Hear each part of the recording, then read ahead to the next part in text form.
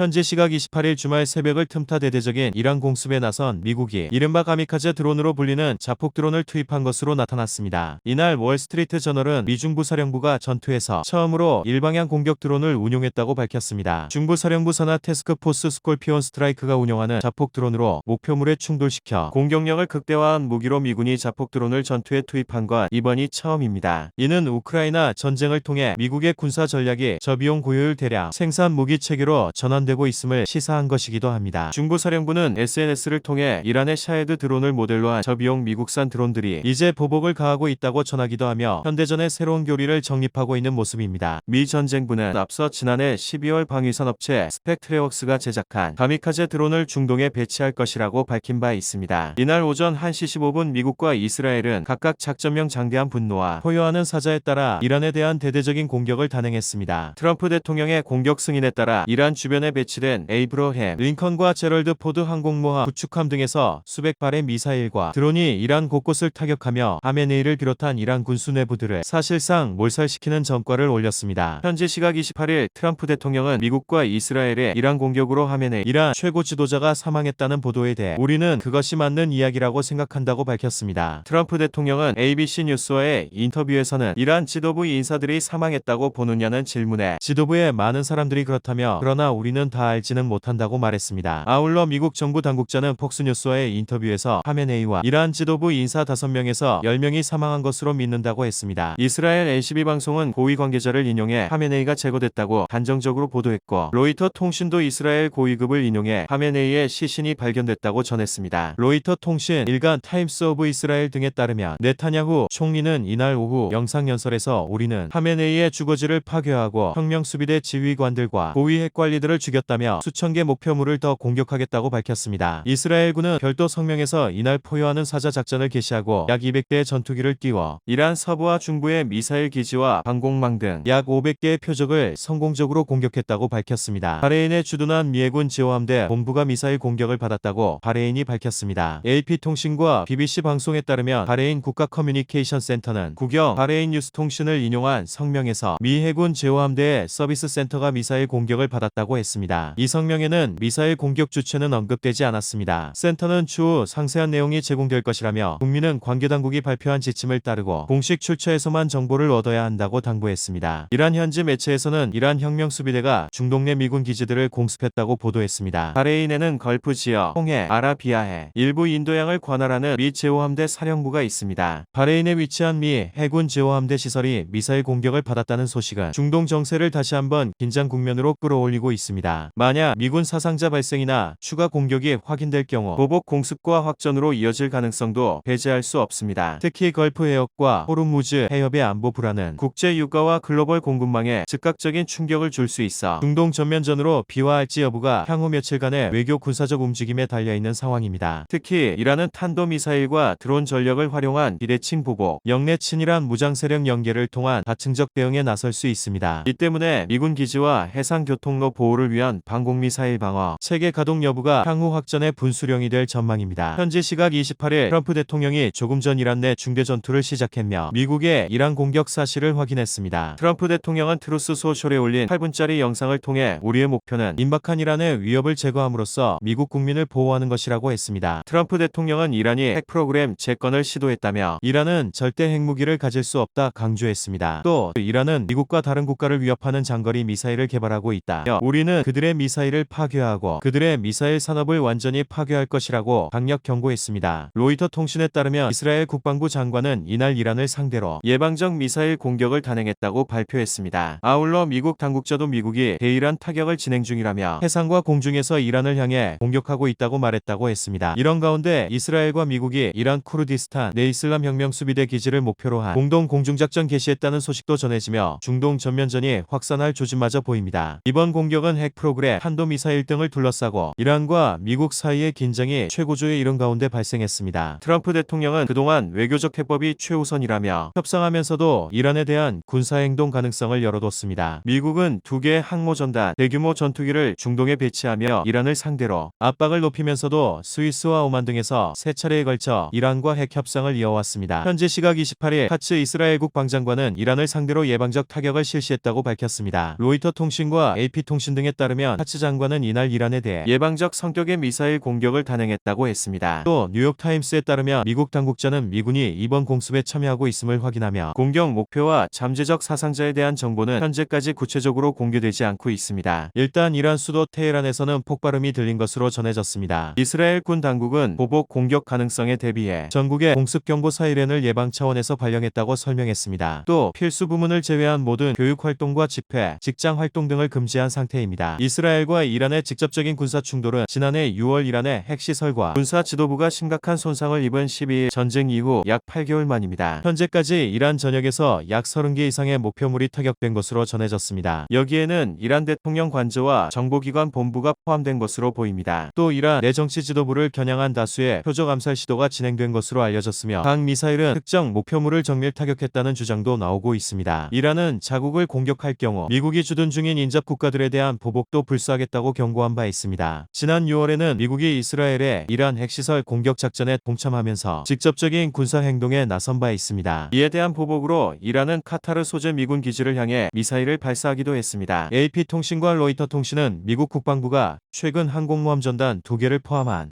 대규모 해공군 전력을 중동 지역에 전개했지만 즉각적인 공격 준비라기보다 협상력을 높이기 위한 억지력 성격이 강하다고 보도했습니다. 다만 전략 폭격기와 F-35, F-22 전투기를 비롯해 방공자상까지 중동으로 전개되며 트럼프 대통령이 이란에 대한 공격 명령을 내릴 가능성도 여전한 상태입니다. 또 트럼프 대통령은 이란이 핵 문제에서 올바른 결정을 하지 않는다면 매우 나쁜 일이 일어날 수 있다고 경고한 바 있어 군사적 긴장감도 커지고 있습니다. AP통신은 이를 두고 협상 결렬 시 무력 사용 가능성을 시사한 것이라고 해석하며 복수의 미 국방당국자를 인용해 전력 증강은 억지 목적이 강하고 즉각적인 공격 계획을 의미하는 것은 아니다라고 전했습니다. 중동 내 미군 기지와 동맹국을 겨냥한 이란의 보복 능력, 영내 무장 세력과의 연계 가능성이 확전 위험을 키워 미국이 군사 행동의 비용을 더욱 무겁게 계산하고 있기 때문이라는 이유에서입니다. 협상 목적을 극대화하기 위한 엄포에 가깝다는 분석도 나옵니다.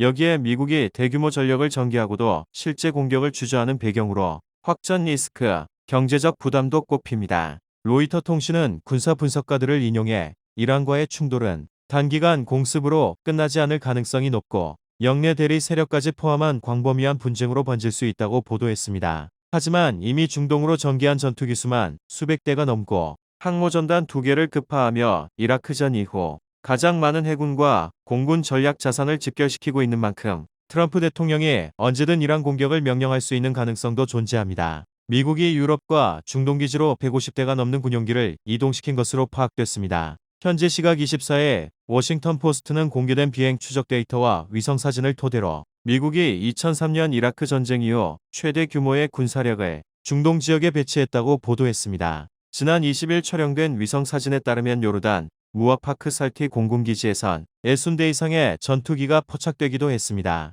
특히 스텔스 성능과 전자전 능력을 갖춘 F-35 전투기도 12대 이상 확인됐습니다. 또 영국 공군기지에 F-21 랩터 12대가 배치된 모습과 아조레스 제도에 F-16 전투기가 착륙하는 장면이 담기기도 했습니다. 미군은 최근 유럽과 중동의 E-3G 센트리 조기 경보기 전력의 3분의 1 이상을 배치했습니다. 대형 회전식 레이더 돔을 장착한 이 기종은 목표 탐지와 전천후 감시가 가능하고 주변 공역의 활동을 실시간으로 파악할 수 있습니다. 여기에 이달 초 중동에 배치된 항공모함 에이브러햄 링컨과 함께 파견된 항공모함 제럴드 R. 포드함에도 수십 대의 전투기가 배치돼 있습니다. 포드 항공모함 전단까지 포함하면 미 해군 현역 함정의 약 3분의 1이 중동에 집결한 겁니다. 이번 전력 증강은 지난 17일 미국과 이란의 핵 협상이 별다른 성과 없이 마무리된 이후 이루어졌는데 미군의 군사력 집중은 지상 침공 없이 수일간 공중작전을 펼치는 시나리오를 염두에 뒀을 가능성이 있습니다. 앞서 트럼프 대통령은 핵 합의가 타결되지 않을 경우